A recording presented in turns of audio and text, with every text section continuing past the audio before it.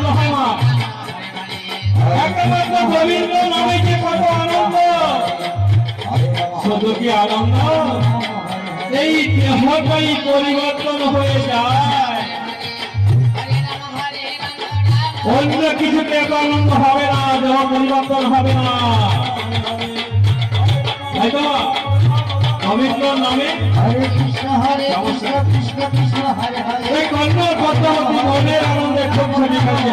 এমন সময় ছদ্মবেশে গোবিন্দ প্রবেশ করেছেন, ব্রাহ্মণ ধারণ করে মাথায় জটা নিয়ে। কন্যার পদ যখন দেখেছে ছুটে গিয়ে প্রণাম করলে, আশীর্বাদ করছে তোমাদের মনোবাস